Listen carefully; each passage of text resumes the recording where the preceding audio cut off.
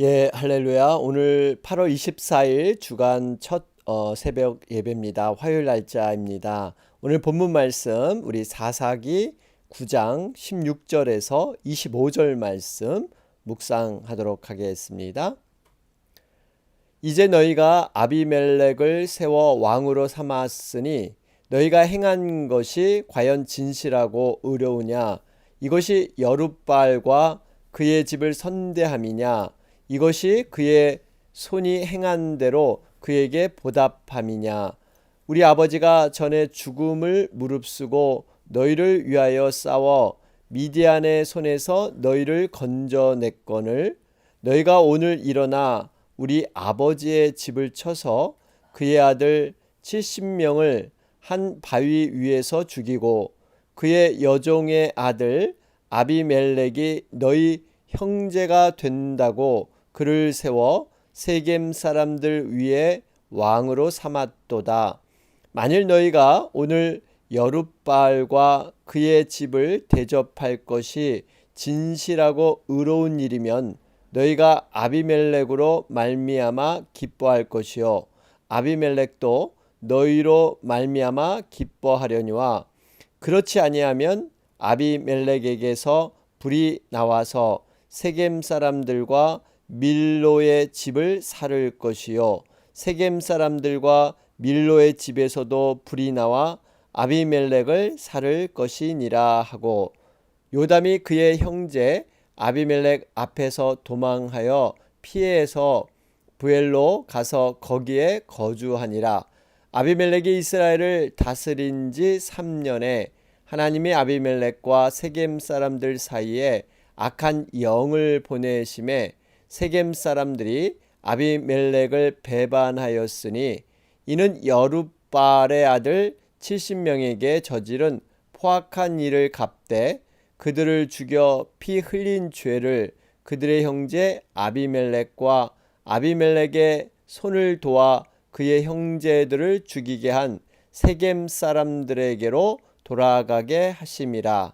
세겜 사람들이 산들의 꼭대기에 사람을 매복시켜 아비멜렉을 엿보게 하고 그 길로 지나는 모든 자를 다 강탈하게 하니 어떤 사람이 그것을 아비멜렉에게 알리니라. 아멘.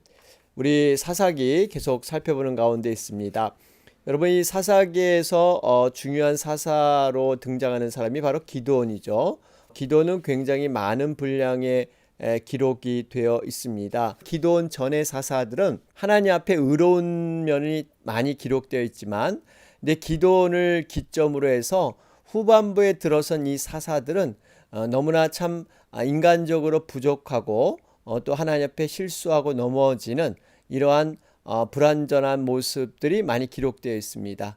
결국 이것은 정말 하나님만이 이 땅의 통치자고 바른 리더가 되시고 또 바른 왕이 되신다 하는 것들을 보여주고 있습니다. 여러분, 이 기드온의 모습을 우리가 살펴보면 얼마나 처음에는 참 하나님의 명령을 따라 잘 이행하려고 노력했는지 모릅니다. 우리 토요일 날짜였죠. 우리 사사기 8장 18절, 19절, 20절 말씀을 살펴보면 지금 미디안에 두 왕이 있었습니다. 세바와 살문나라는 그러한 왕이었는데, 근데 이들을 이제 기드온이 하나님의 명령에 따라서 이제 이렇게 죽이려고 하는 장면이 나오죠.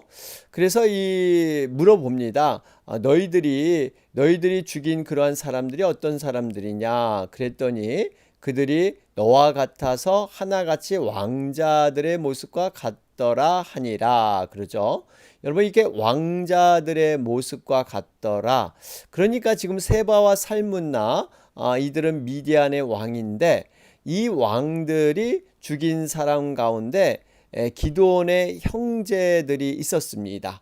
그런데 그 형제들의 모습이 하나같이 왕자들의 모습. 결국 이 의미는 이 기드온도 사사일 뿐이지 왕과 같은 존재는 아닙니다. 그 당시 왕이 없었다는 것은요, 왕이 필요치 않았다는 것입니다. 그 의미는 결국 하나님이 친히 이스라엘의 왕이 되어 주셨는데 이스라엘 백성들은 그것을 깨닫지 못하고 자신들이 원하는 왕을 요구하며 그렇게 살았던 것이죠. 분명히 하나님이 왕으로 존재함에도 불구하고 하나님을 왕으로 인정하지 않은 그러한 인간의 죄성에서 비롯된 것이죠. 그럴 때마다 하나님은 하나님의 사람 사사를 통해서 이렇게 하나님의 뜻을 깨우치게 하고 또 그들을 다시 한번 하나님께 인도하는 그러한 도구로 사용하고 계시죠. 어쨌든 간에 기도는 왕처럼 그는 교만했다는 것을 볼 수가 있습니다. 그러면서 이제 세바와 살문나를 죽이는 이유를 설명하고 있는데 어떻게 설명하냐면요. 이제 너희가 죽인 사람들이 내 형제고 바로 내 어머니의 아들들인데 내가 하나님을 두고 맹세하기를 너희가 만일 그들을 살렸더라면 내가 너희를 죽이지 않을 텐데 너희들이 나의 형제들을 죽였으니 내가 너를 죽일 수밖에 없다. 여러분 이것은 개인적인 감정, 관계가 들어가 있습니다. 형제들을 살리든 죽이든 상관없이 하나님의 명령이니까 이 세바와 살문나를 처리해야 되는 여러분 분명한 뜻을 두고 여러분 하나님의 그러한 명령을 순종해야 했던 사람이 바로 기드온인데 그가 이때 이렇게 개인의 그러한 욕망과 교만으로 이렇게 변질되고 있죠. 주일날 말씀이죠. 우리 사사기 8장 22절에서 35절 내용을 보면요. 이제 이 기드온이 굉장히 그 나라에서 인기가 있게 되죠. 그랬더니 23절에 정말 이렇게 왕으로 세우려고 하는 이 사람들의 이러한 요구, 그럴 때 기드온의 대답이 뭡니까? 23절에 보면 내가 너희를 다스리지 아니하겠고 나의 아들도 너희를 다스리지 아니할 것이다. 하나님만이 너희를 다스린다. 너희의 왕이 되신다. 여러분 얼마나 믿음적인 고백인지 모릅니다. 지금 기드온이 주위의 왕으로 칭송받고 왕으로 세워지길 원할 때 그것을 단호하게 거절하고 있습니다. 정말 참된 신앙의 고백과 같습니다. 그런데 정말 이 말에는 진실성이 결여되었던 것을 볼 수가 있습니다. 여러분 말은 이렇게 하고 행동은 영 다르게 행동했던 것이 기드온의 실패의 모습이죠. 백성들에게 많은 은금패물, 자색의복, 여러분 자색의복은 왕이 입는 의복입니다. 이런 것들을 취하고요. 심지어 금으로 에봇을 만들어서요. 백성으로 하여금 우상 숭배에 빠지게 하는 그 에봇을 자신의 그러한 집에 이렇게 보관을 하죠. 여러분 그뿐만 아니라 이 기드온은 이제 주변의 왕들을 보니까요. 그 왕이 많은 아내를 두고 있는 것이었습니다. 그래서 자신도 왕처럼 많은 아내를 두고 70명의 아들을 낳게 되죠. 그 아들 중에 세겜에 사는 그러한 첩에게 낳은 아들이 있는데 그 이름을 아비멜렉 이렇게 명명을 합니다. 여러분 이 아비멜렉이라는 뜻은요. 내 아버지는 왕이시다 이런 의미예요. 그러니까 지금 얼마나 자신이 왕처럼 행동하며 그렇게 살고 있는가. 그가 정말 처음에 고백했던 당신들의 하나님이 바로 왕이시다 라고 고백을 했는데 자신이 왕처럼 행동하는 이 말과 행동이 일치하지 않는 그러한 기드온의 모습을 볼 수가 있습니다. 자, 그러면서 사사기 9장 1절에서 15절 내용이죠. 월요일 날짜의 그러한 묵상의 내용이었는데요. 기드온 부모로서 잘못된 행실을 살았습니다. 이 모습을 보고 자란 이 아비멜렉이라는 아들, 이 아들이요 스스로 왕이 되고자 헛된 욕망을 품게 됩니다. 여러분 결국 이 아비의 잘못이 아들에게도 이렇게 전달되는 보고 배우는 이러한 정말 모습을 우리는 볼 수가 있습니다. 이 아비멜렉이 어떻게 왕이 됐냐면요. 고향 세겜으로 가게 되죠. 그 세겜은 외가 사람들이 사는 곳이었는데 그 세겜 사람들을 이용해서 반역을 꾀합니다. 여러분 기드온의 아들 70명보다 세겜 출신인 자신이 세겜의 왕이 되는 것이 마땅하다 이렇게 설득하고 또한 여론을 조작하죠. 그래서 이 세겜 사람들에게 지역 감정을 부추기면서 또 이 혈육의 강조를 통해서 자신이 이렇게 리더가 돼야 된다. 결국 이 세겜 사람들은요, 이 아비멜렉의 현혹을 당하고 맙니다. 그래서 아비멜렉에게 바알브릿 신전에서 은 70개를 가져다 주죠. 이것은 이른바 정치 자금에 해당이 됩니다. 그러니까 아비멜렉은 이제는 이제 권력과 함께 또 돈까지 얻으면서 이렇게 이제 자신의 권력을 더 확대시키게 되죠. 여러분, 아비멜렉은 이제 그 돈을 통해서 이제 불황자들, 어떻게 보면 정치 깡패와 같은 이러한 힘 있는 사람들을 고용해서 이제 용병으로 군사로 삼아서 아버지의 고향 오브라에 쳐들어가게 되죠. 여러분, 이 오브라에서 이복 형제 70명을 바위에서 다 죽여버립니다. 여러분, 이렇게 권력은 이렇게 무서운 거예요. 그러면서 여러분, 이러한 어려운 가운데 또 하나님께서는 항상 남은 자를 통해서 또 하나님의 사역을 있게 하시죠. 기드온의 아들 중에서 유일하게 살아남은 그 70명 가운데 살아남은 사람이 있습니다. 바로 요담이라는 사람이죠. 이 요담이라는 사람이 그리심산 꼭대기로 올라가서 어떠한 그 당시 우화, 정말 어떤 이야기를 통해서 세겜 사람들의 잘못을 책망하게 되죠. 여러분, 이 우화의 내용은 이렇습니다. 나무들이 등장을 해서 그들의 왕을 세우고자 네 종류의 나무를 찾는 이야기가 시작이 되죠. 이것이 바로 지금 사사기 9장 7절에서 15절의 내용입니다.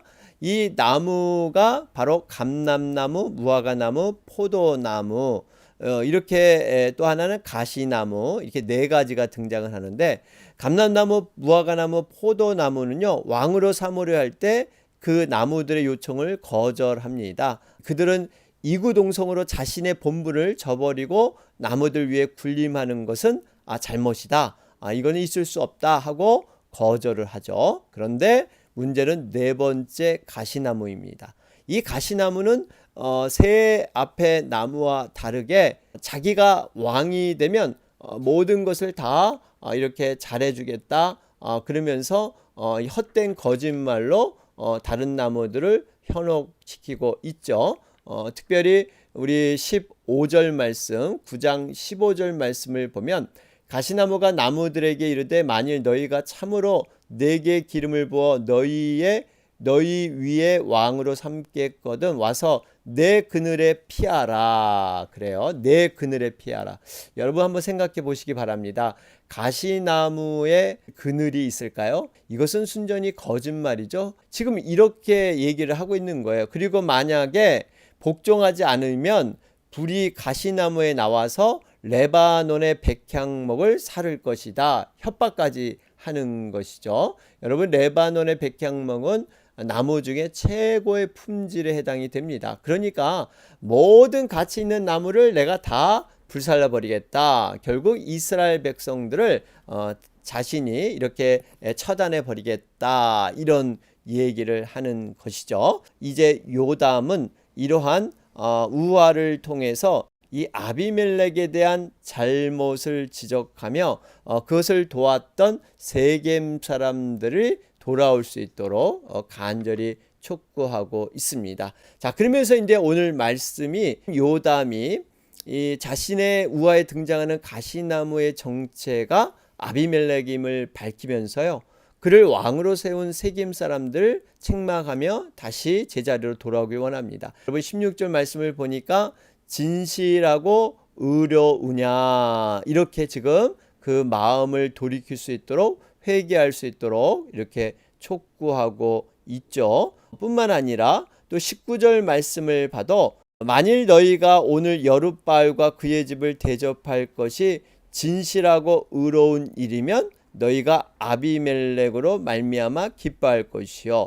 지금 진실하고 의로운 일, 계속해서 여러분 이 언약적인 의미가 있는 말이에요. 진실함, 의로움, 온전함, 뭐 이런 것은 이 언약적인 의미가 있는 말인데, 세겜 사람들이 하는 행동, 지금 그 행동이 과연 하나님 앞에 옳은 일이냐, 지금 이런 얘기를 하는 거예요. 그래서 바로 이것은 결국 기드온, 다시 말하면 너희를 위해서 이때까지 미디안 그 많은 군사를 물리쳐준 기드온, 우리 아버지의 모습에 너희들 배반한 것이고, 또 이렇게 하나님을 이렇게 등을 돌린 것이다. 이러한 책망을 통해서 다시 한번 돌이킴을 하려고 하는 것입니다.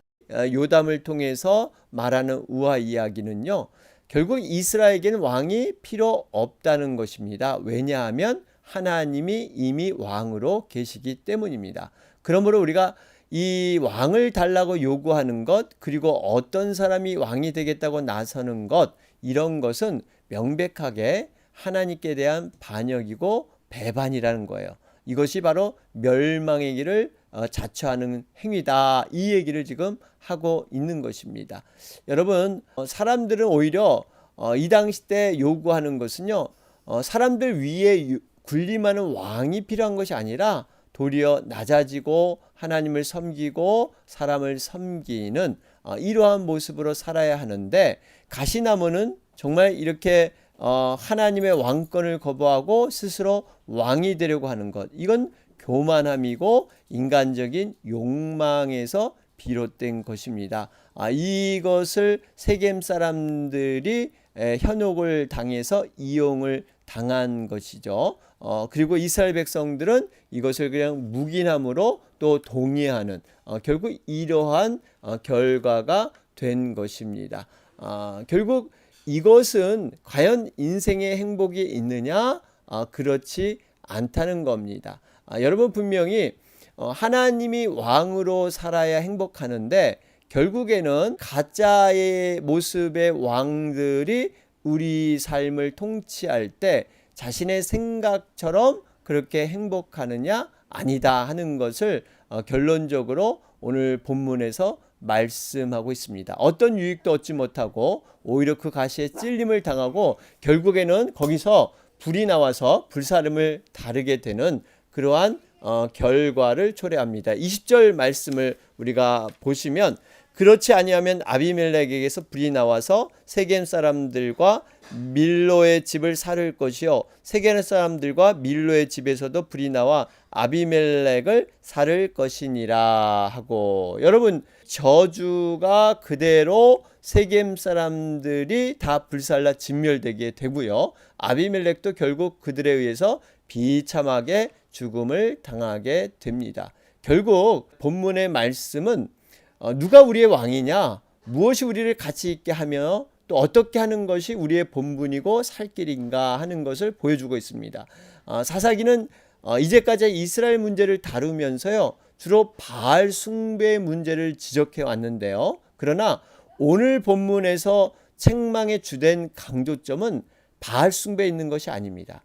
자기를 위한 왕을 구했다는 것이에요. 이것이 굉장히 중요한데요, 결국 바알 숭배의 본질이 무엇인가? 여러분, 이 우상 숭배라는 그 본질이 무엇인가? 여러분, 십계명에도 두 번째 계명이 우상 숭배에 관한 얘기죠. 첫 번째 말씀이 내 앞에 다른 신을 두지 말라. 여러분, 그랬는데 결국 이 2번의 우상 숭배가 1번인 다른 신을 섬기지 말라와 깊은 관련이 되어 있다는 것입니다. 결국 우상 숭배를 하는 것은 하나님의 통치를 거부하고요, 자기가 왕이 되고자 하는 것입니다. 왜 왕을 세우려 하느냐? 여러분, 이유가 있죠. 이스라엘 백성들이 왜 왕을 세우려고 합니까? 인생의 자신의 행복, 자신의 어떠한 안전을 자기의 생각대로 자기를 위한 삶을 통해서 완성하기 위해서 여러분 왕을 요구했던 것이죠. 결국 바알을 숭배하는 이유도 마찬가지입니다. 여러분, 이 바알을 정말 인정해서 신처럼 인정해서 뭔가 능력이 뛰어나서 그들이 섬긴 게 아니라 바알을 통해서 풍요를 보장받고 이 땅에서 호화호식하며 잘 사는 것, 결국 나 중심적인 생각, 내 행복과 만족을 위해서 여러분 이 바알을 숭배한 것이죠. 바알 자체를 숭배한 것이 아니라 결국 내 어떤 만족, 내 완성과 내 욕망의 실현을 위해서 자기 사랑에 갇힌 것입니다. 결국 이것은 자기가 내 인생의 주인이 되어서 내 마음대로 살고 자기 영광을 마음껏 누리겠다라는 것이죠. 결국 무슨 의미입니까? 십계명의 두 번째 우상 숭배는 다른 신을 섬기지 말라와 연관됐는데, 이 우상은 바알이라는 우상이 아니라 결국 나라는 우상이고, 내가 신이 되고 내가 왕이 되고 내가 주인이 돼서 하나님 정말처럼 하나님을 이용해서 바로 내 스스로 나의 어떤 그 행복과 나의 기쁨 모든 것들을 다 취하겠다라는 그러한 생각을 갖고 있습니다. 여러분 이 의미를 좀 깊이 깨달았으면 좋겠습니다. 우리는 분명히 하나님이 왕이시고 그분이 주인이 되셔서 그분이 원하시는 삶을 따라가는 것, 여러분 이것이 인생의 가장 복된 길이고 행복인 줄로 믿습니다. 그런데 문제는 갓난아이 신앙의 철이 나지 않으면요, 하나님 아버지의 마음을 모릅니다. 때로는 정말 하나님이 왕으로 통치하시는 것이 부담스럽고 하나님의 말씀이 참으로 나에게 억지같이 여겨지는, 그러면서 내가 주인이 돼서 내 생각대로 살면 행복해질 것 같은 이러한 유혹들이 있죠. 그래서 여러분 탕자가 아버지 집을 떠난 것입니다. 아버지의 명령을 따라 사는 것이 자기 자신을 속박하는 이러한 부자유라고 생각을 했기 때문에 먼 나라로 자기 마음대로 자유를 만끽하며 살면은 행복할 것이다. 그래서 집을 떠난 것이죠. 그런데 어떻게 됩니까? 처음에는 물론 죄를 지면서 멋대로 살아가는 것이 행복한 것 같이 느꼈습니다. 그러나 곧바로 재산을 다 탕진하고 빈털터리가 되게 되죠. 아주 비참한 삶을 살게 됩니다. 너무 배가 고파서 돼지가 먹을 쥐엄 열매조차도 없는 이러한 밑바닥의 인생을 살다 보니까 이제 아버지의 집이 그리워집니다. 근데 아버지는 어떻게 준비합니까? 상거가 먼데도 달려와서 정말 목을 안고 입을 맞추고 옷을 입히고 반지를 끼우는, 그래서 아들의 지위를 다 회복시켜 주시죠. 결국 그때 아들은 깨닫습니다. 아버지 집에 있는 것, 아버지의 사랑, 그 말씀 안에 통치받는 것, 이것이 가장 큰 행복이구나. 집 떠나면 고생이다. 이러면서 이제는 나는 절대 집을 떠나지 않겠다. 그렇게 살아가는 것이죠. 이곳이 가장 행복한 곳이다. 그러면서 아버지를 사랑하며 기쁨과 순종으로 살아가게 되는 것. 여러분 이러한 그 탕자의 비유처럼 우리가 정말 이 땅에서 하나님의 말씀과 하나님의 진리 안에서 살아가는 것, 이것이 때로는 우리를 참으로 부자유스럽게 생각이 되고, 또 이것이 억압적인 뭔가 우리를 속박하는 듯한, 그러나 그렇지 않습니다. 분명히 우리는 하나님 안에서, 여러분 진리가 너희를 자유케 하리라, 우리가 하나님 말씀에 구속받을 수 있다는 것은요 정말 진정한 자유입니다. 뿐만 아니라 하나님께서 우리를 책임져 주신다고 약속하셨잖아요. 여러분 이렇게 완벽하게 인도하시는 그런 하나님, 우리가 하나님의 그 은혜를 깊이 깨달아야 될 줄로 믿습니다. 그러면서 여러분 오늘 말씀 22절에서 우리 25절 말씀을 보면요, 진실함과 의로움 없는 연합은 오래가지 못한다는 것입니다. 하나님께서는 진실과 정말 의로움의 연합을 원하시죠. 그러나 더러운 연합은 하나님께서 반드시 깨뜨리십니다. 옳지 않은 연합, 뭔가 이해관계와 하나님 말씀에 아닌 것은요 하나님께서 다 끊으신다는 겁니다.